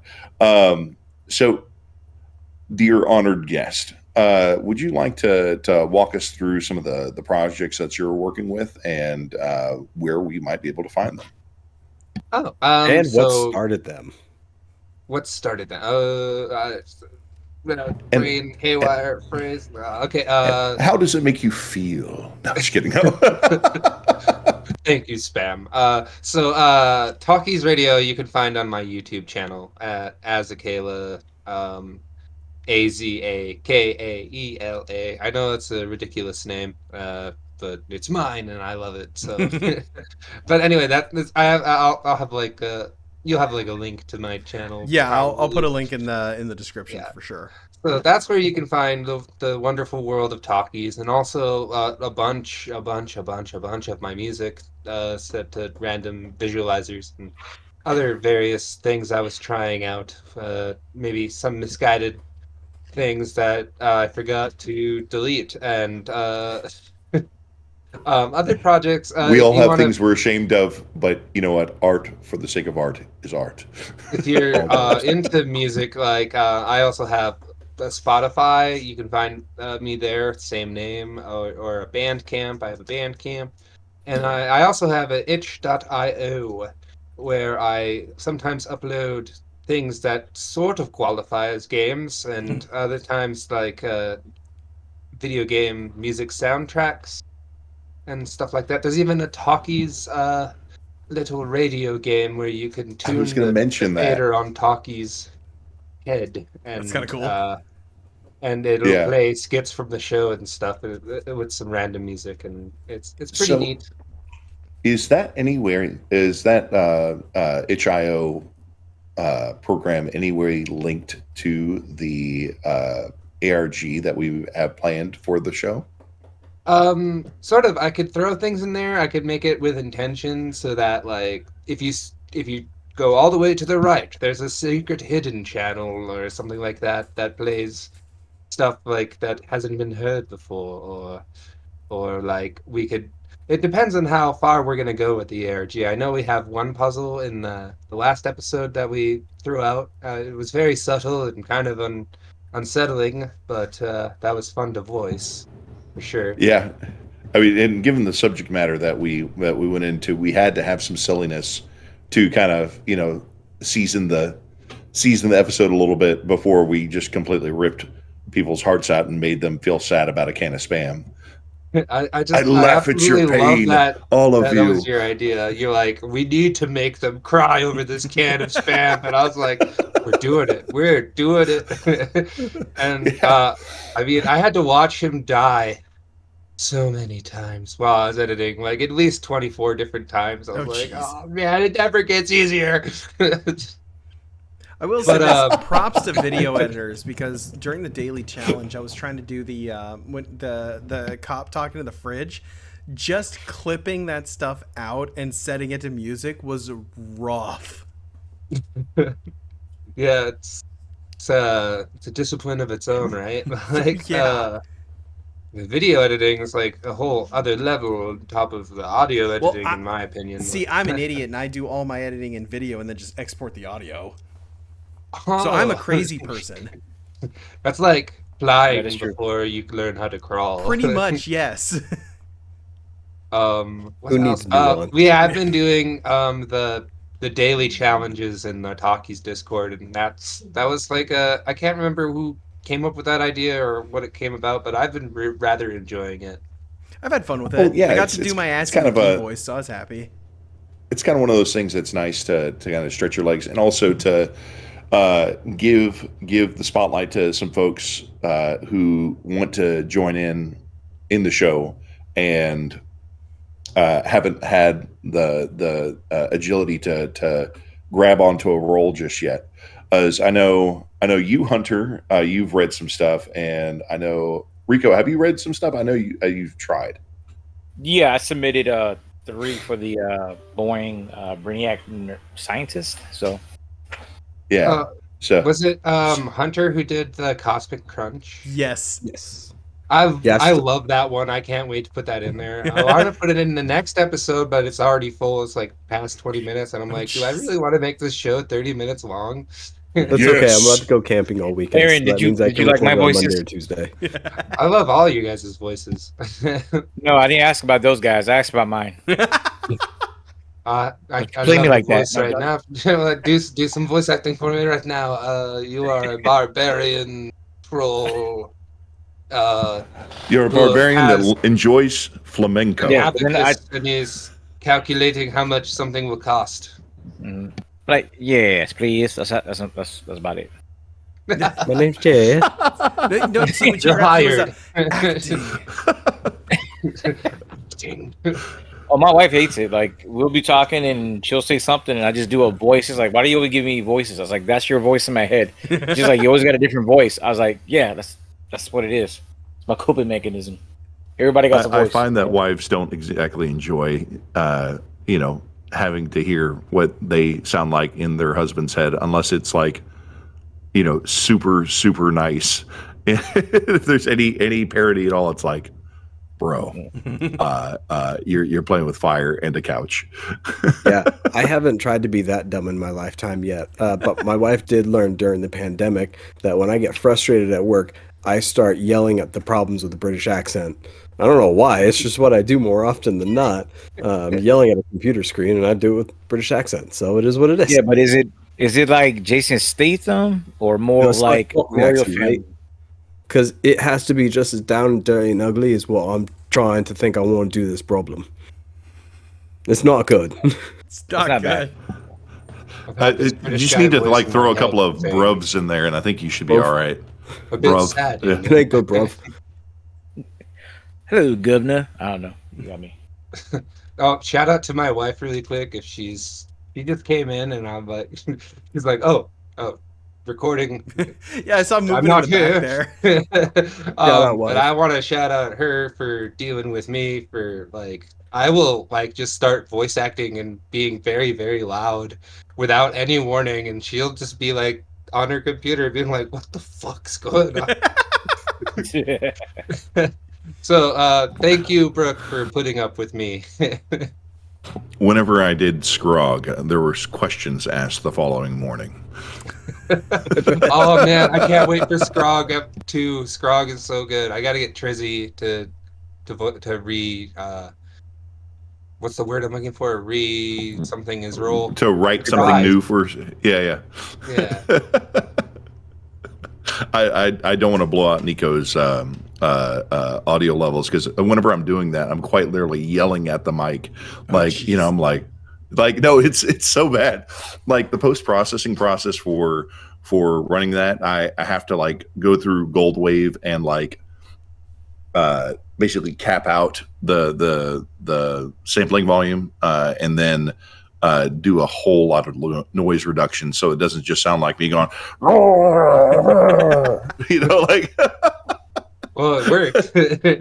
Yeah, apparently. It sounded like a weather orc. Yeah. And so yeah, that was really fun. My mom watches the show, by the way. And I think she actually watches. She's more proud of me for talkie than she is for this show. I'm shocked. I wonder why you haven't talked about getting an acorn stuck in your ass on talkie. So. It was an almond, thank you. And it was sideways. Not yet. Not yet. That can be Have the you next had- segment. Well, heinous. Have an episode Be like like a wizard saying the story. Either that, or you do it like like one of those like injury claim Infomercials. lawyers. It's like, have you ever been in a situation where you got an almond stuck sideways in your ass? It's like, I have been in a situation where I got an almond stuck sideways in my ass. Well, then you need to call us. Right, yeah. So I was going with that. Or like just like some infomercial for a new medicine, like some sort of specialized poop lube in order to basically make it so you don't get stuff stuck sideways. A very specific using rotation technology. Well, see, the problem is the only reason, the whole an reason active why that century even came up was AI. because we were talking. Weren't we talking about sitting on a D20 and how you probably wouldn't feel No. it? That was what brought that whole thing went up. from No, there what brought it to to he the- got a care package from his sister. Yes, that was it. And he That he loves happened almond. after we talked about the Febreze Ferry at AggieCon, Mm-hmm. and then we talked about the bars of soap that were made by one of the people that were giving it out to players, and it had a D20 in there, and I mused that I wouldn't be able to feel the Yes. D20 if it popped out after Rico asked the question of what happens if it pops out while you're washing yourself without a washcloth, and everybody do more flabbergasted. Giggles. I'm still lost, but I'm intrigued. You're getting deep into the lore of this channel right now. Yeah. Like I you watched first had it. Aaron's curiosity, now you got her attention. When you asked me about it, I watched a couple episodes, but I didn't like. I was just I had it in the background, and I was like, these guys are really funny. Oh, thank you. we try. It's not just the Russian bots anymore. Does this mean I can stop paying for them? Wow. What's that? Does this mean I can stop paying for all the bots as viewers? Yes. Oh my We might God. actually get an organic audience. Orgasmic audience. Hey. YouTube is hard, man. I don't know. Still learning the secrets of algorithms. The it's all biggest just one math. is don't put numbers in the videos, and that seems to help. Yeah, no episode numbers. Yep.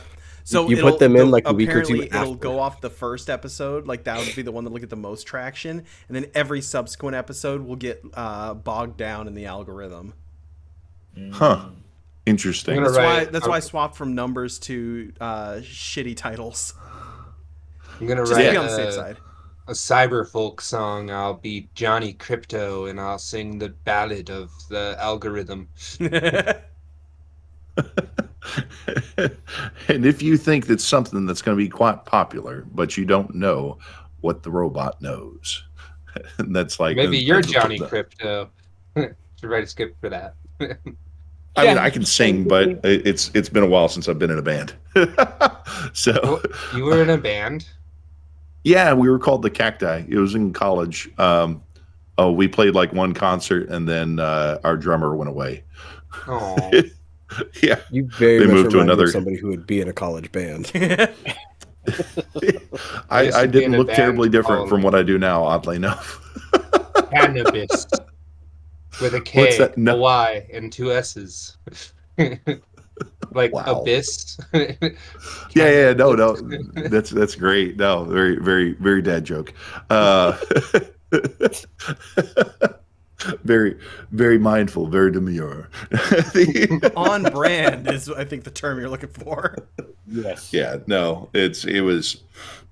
I think we had like one song that was like it sounded kind of like it was like something from what are they called? I keep thinking Black Keys, but it's not the Black Keys. It's the people who did Paint It Black. The Rolling Stones. Jesus Christ! And so like we had like a Rolling Stones-esque college rock alternative song, and then there was one that was just like straight Zeppelin. That was just like like a 20-minute solo from the lead guitarist, and Julian just fucking flew on that one. It was so beautiful. He now lives in Australia with the girl that he met over in Japan.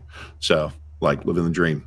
That makes sense. I'm pretty sure Paint It Black I'm wasn't not Rolling sure about Stones. the logistics of that story. But Cherry okay. blossoms, kangaroos, it all Australia. adds together To somehow. Japan. I'm pretty positive Paint It Black was not Rolling Stones. It was Kids Bop. You were completely wrong. As an audiophile, I curse thee with knowledge. Everyone knows No, Kids Bop did the songs better. I mean, come on. Obviously, and I really appreciated watching his brain break trying to figure it out. Like, I think like the worst Kid Bop song that I've ever heard in my entire life had to been Hanson's Bop, That one's pretty then Kids bad. Bop, because they took the bop and they just went Kids Bop doop dop ba doo up Kitty Bop ba doo, and it was just like, bro, why? It was like the title track of one of their albums, and like it's so bad. I mean, like, what for you? What is your favorite Kids Bop version of a song? Paint It Black, obviously. No, I'd have to look. I haven't listened to it in what 25 years at this Yeah. point. Accurate. 25 minutes. No, I've been man. listening to Two Brothers remixes on YouTube for the last 2 days. They're just fantastic mixes. Highly recommend them. Yeah, I've been listening to a lot of like hypnagogic rock. It's like I swear to Sort of- God, you invent different music Every single genres time. every fucking week of this podcast. I've said that Listening to Silent before. Hill 2 soundtrack because it's baller. I listened to I'm into Bird Windows Media Outside. right now. They are part of any major label. What's that? Birds outside. There Oh, you Birds go. Outside. Isn't They're there not like real, though. there's now if you want to talk about some weird genres, metal has to have some of the weirdest genres. There's an entire subset of metal that has one band, and it's like Mac metal because it's McDonald's themed metal, and their entire band, like the front man for the band, is just Ronald McDonald. If you know he was on a death metal album cover. Nice. So- I mean, his It's- corpse paint would look pretty similar to his regular clown makeup. So Yeah, no, it's right there. And like, yeah, metal has some genres. Like indie music kind of eventually all starts sounding indie. It's like, you know, how all hipsters all look alike. Have you seen the study on that? It's weird. Yeah. So there's this there was a study that was done by this one professor. He was like, by trying to basically all look different, all the hipsters all look the same. And it was like peer reviewed in a journal. like for sociology or something like that. I'll have to look it up and show you guys. But anyways, yeah. And now we're all in our 30s. I got a question. And fine. Go ahead, Rico. Okay. Trying to steer us back on course. Sorry. Your now it's good. I don't know. Man, forgive me. How did everything get started? I don't know if you really if you explained that or somebody asked you before. Like, I know you did the talkie, but as far as how you got into voice acting and artistry, is that something that was just from high school, or is just one of those days where you just woke up and just said, I want to do something new in my life, and just went with this thing? So the guy on Discord, he's actually messaging me right now. I have a notification from him. Black Dog. Him and I, like, we love sending each other just like the absolute goofiest like little skits in terms of voice acting. And I've been doing like voice acting for like at least, I don't know, 3 years. Just here and there, and I've been getting better because like it just kind of seemed tangential to music, which I had already been doing, and I had started like being more expressive with my voice. Like I used to be scared to use my voice because like one, it would give me dysphoria, and then two, then I was worried it wasn't good enough, and I was worried people wouldn't think it was good, and I said fuck all that, fuck all that. I'm gonna just be me. I'm gonna do what I want to do, and I got this idea to learn animation after Black Dog sent me this skit where it's like, "Who's knocking at my door at this late hour? Oh, it's a mutant chicken. Just kill it or something. Turn it into nuggets, soup." Whatever, get rid of it. And I loved that so much. I was like, I'm gonna draw this. I just saw how to do this in Blender. I'm gonna open it up and figure it out. And I sent him that comic. I drew Taki for the first time in that moment. And like when I drew Taki, it's like the heavens aligned and I heard a choir of angels singing, and like I felt God behind me and Chuck Norris in the corner giving me a thumbs up, and it was like, you have to do this. It is your mission in life now. And I was like, oh, well, at least drawing a cube is very easy. Because this, draw Taki, is just done. And so it came about rather organically. And I'm kind of the person that, like, whenever I get an idea, I just really want to stick with it and see it through. And when it came to this, it extra felt that way. So I shelled out some cash on Casting Call Club, and I literally didn't have any content when I put out the Casting Call Club except for just like a few skits, and that's how I met all you lovely people. And I couldn't be happier with how it's turning out. The reception has been great. Like, I think it's gonna be something that lasts longer than me, for sure. Yeah, whenever when I first saw it on Casting Call Club, basically I was just like scrolling through, and I read the premise for it. I was like, dude, this has legs. Like, I have to submit. I have to submit. And the fact that whenever you use the premise for, you know, make a story doing this, make a story doing that, and then just do anything, like that was like that called to me as a creative, because of the fact, and I think that's one of the main reasons why you got so many folks to join in on this project that not only do voice acting but writing as well, because of the fact that the premise was, hey, I want you to be collaborative in the creative process. Let's see what you can do. And honestly, I mean, I feel like in this project, like a lot of folks we've been challenging each other with, like, I mean, with the voice acting challenge every day, that's one thing, but just in general, you know, respectful, constructive criticism, and just great ideas bouncing off of a lot of good people. And so I appreciate the environment that's been fostered within the show. Definitely a lot better than some of the other projects I've been working on. I felt like either I've been, you know, kind of gate kept to, like, hey, you did your part, you can stay over here, bud, or two, nothing. Right? Yeah, I hate those kinds of projects where it's like, this sounds so cool. When do we get started? And then they're like, oh, I need to find all the things and money, and now and actually we're not doing this anymore. Goodbye. Yeah. I'm like, oh yeah. man, I was excited, and it's like it was a ghost project because it never came to be. I don't know. And it kind of makes me wonder on some of those projects, like whenever it comes to Casting Call Club, I noticed that there was a lot of people that were saying like, "Hey, don't join this project. This guy's using it to train AI for voice models," and it's like, "Oh, okay," and it's like it's one of those things where like how common is that inside Casting Call Club? Do you know? I I've only encountered like the opposite where somebody like was very clearly just using a voice clone or whatever as their audition, and I was like, what? I know this is a robot, bro. Like it sounds like a robot. I mean, it's like an unholy mixture of a robot and a human's voice, but it is a robot. That's And one then thing I I do looked want to up, learn and how to it do was is a the Loch Ness robot monster. voice. Yeah, if they just did a natural robot voice like cannot compute, Hmm. they probably would have got the part, but no. But I actually haven't seen any of the scams where people are trying to like steal your voice. That's the first I've heard of it. That sounds terrible.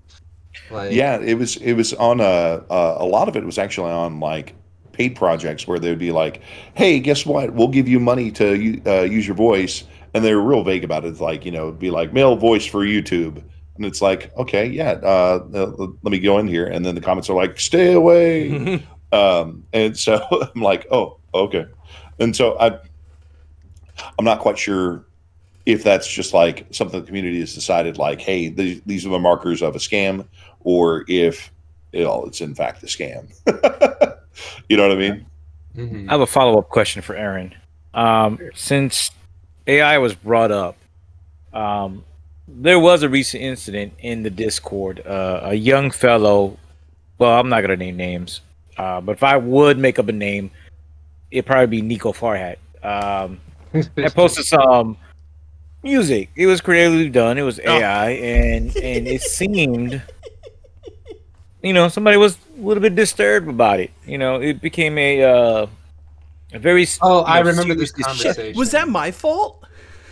Yeah, No, it was no, it after actually you. wasn't. It was No, there Aaron, was this no, other person. I'm no. sorry, I This is don't what mean I to started. correct you. Hold on. This is what it made me laugh, and I'm bringing up. I kind of want to hear Aaron's stance on it. Was you posted your clown music again? The one about the big clown with loves Clown hefty fart school or love whatever. story. Yep. But it's like you said it. The way I looked at it, because I'm at work, and all I seen was like beep beep beep beep beep beep. I'm like, what the heck is going on? And all of a sudden, it just seemed like you just said, "I'm just gonna leave this right here. If anybody's interested, yeah." And then all of a sudden, here comes somebody goes, "Are you supporting AI, whatever like this?" And then somebody came in and was like, "No, this is what we support all creativity." And then he just went to a back and forth discussion about how AI should be used, and would you support it even though it's taking people's jobs? So, I guess Aaron, my question to you would be: is what is your viewpoint on as far as AI in voice acting and AI in just, I guess, in general right now in this new? Is there anything we can stop the machines, or is this something that we must accept the overlords?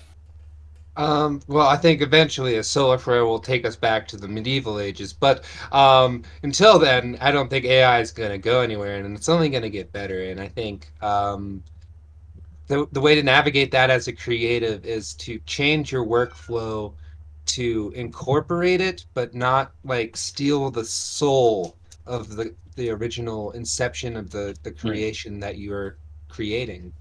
So like um when I use artificial intelligence, if that's what it could really even be called, it's just a language model, it's just a thing that recognizes patterns. It's like a calculator Mhm. to me.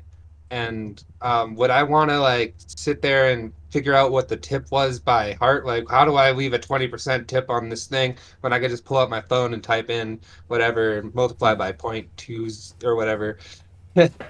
Um, would I want to like figure out the math in my head, or would I want to like use the tool that's at my disposal to get something done quickly? And especially working quickly is a good way to build momentum and to you can iterate very quickly with AI, and I think there's lots of benefits for using it in that kind of way in the realm of like concept work.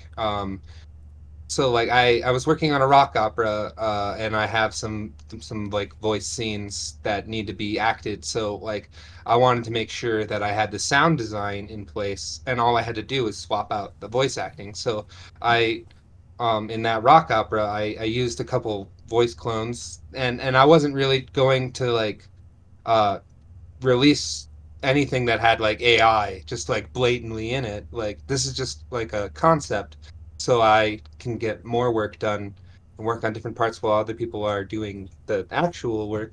And I think that's one way to do it. And another like just concepting, and I think like if you're putting like actual AI work and trying to pass it off as your own work, then you're not really being like a true artist per se. I mean, it does give people who haven't the skills to create those kinds of things, but I think I'm starting to ramble now, but like Well, no, I mean, I it think levels the playing field in such a way that like I think that's what's making people scared.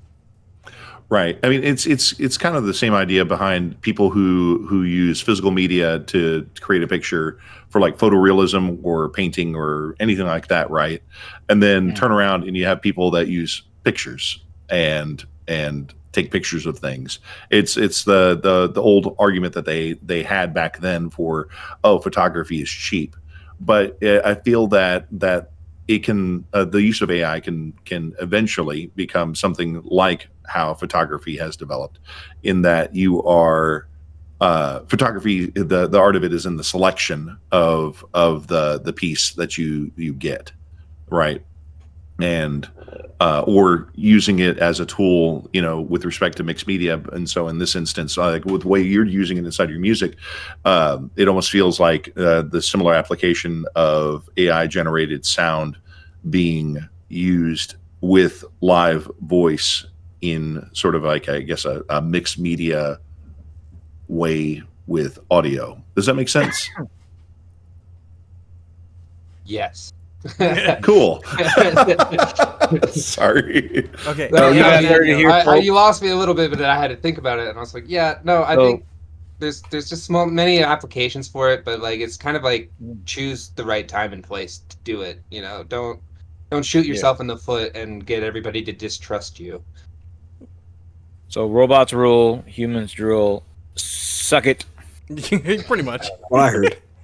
No, I think there's always a place for like a real human doing what a human does best. And I think what an AI can't really do that a human does perfectly well is make mistakes that become more than just what it's actually what would you set out to do. If you have an AI and you say like draw me a picture of a panda and it draws it so perfectly, you're like, it's uncanny, I don't like it. But if you sat down there and you tried to draw the panda yourself and you accidentally made it have a heart-shaped like face, and you're like, well, that's actually a very cute character. I think I want to roll with this, and that's art born from a mistake.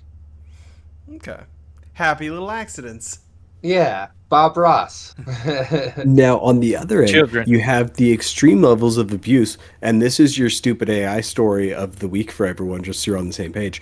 There is a student who was punished and given a very poor grade at a high school, whose parents are now suing the high school and the teacher because that poor grade, and the reason why the student got it, is going to prevent them from getting into the nicer, higher ed schools if and when they decide to apply for college, because they were caught cheating using AI on a test.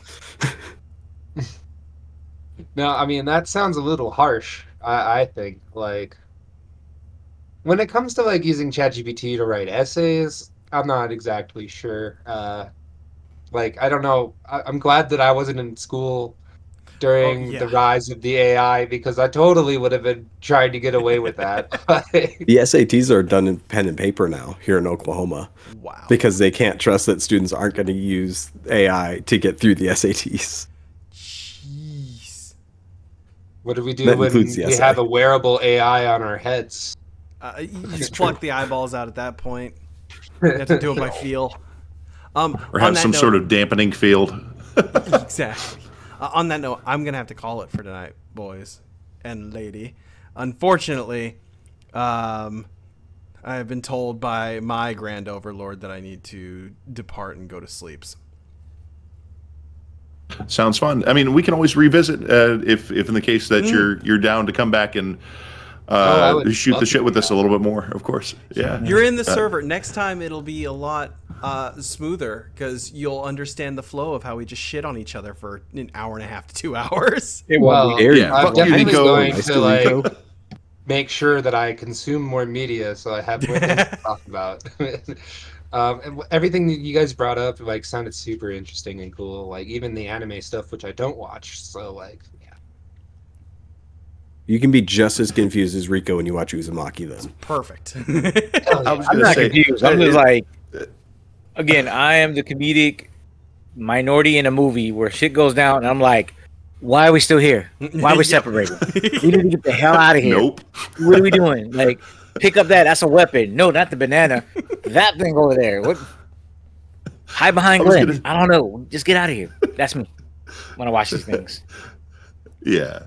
And mind you, I mean, like, just because you don't consume media, right? That isn't necessarily the brunt of our podcast. It's intended to be like the Nerdverse Odyssey, and so it's the journey through hobby adjacent things to include creating, which you are doing so that people can consume said things. So I mean, like, no knock against that, dude. It's kind of like if somebody looks at you and go, wow, fucking you're great. fucking nerd. That's where you're like, yes, topic for the show. There you go. All right. And with that, we will go to our old favorite. Oh, great Captain Dick Tickler of the sacred NASCAR arena. What is your wisdom today? The next time Rico elects to eat ass, he needs to make sure he uses lube so he doesn't pull any whiskers out when things get caught. You disgusting. I hope you and your cat get a virus. I hope you and your computer get a virus. Workshop in that. About the time between when my brain said you need to think of something and my lips opened. So about half a second. That's what she said. It's my favorite segment of the show. But I was really hoping to see Rico turn at least a different shade of any color. I couldn't tell which one was going to give him, green or pink. I wasn't sure, but I think I made him blush. I really hope you get an aggressive ringworm the next time you do you oil check somebody. Just aggressive, like he's like the bro. I want you to straight up get impetigo, bro. Yeah, I want it in one of your cracks where you just can't reach it. And I have actually got ringworm on the back of my neck before. If you just dilute bleach in a little bit of water and throw it on there, as long as you get enough of a chemical burn, it goes away eventually. Who'd you let kiss on the back of your neck? Don't worry about it. It wasn't a kiss like you think it was a kiss. And that's a podcast right there. Neck kisses is the title. Neck kisses is the title. Jesus Christ. Well, I haven't stopped recording yet, so anyway. Have a good night, everyone. Bye, y'all. Drink water.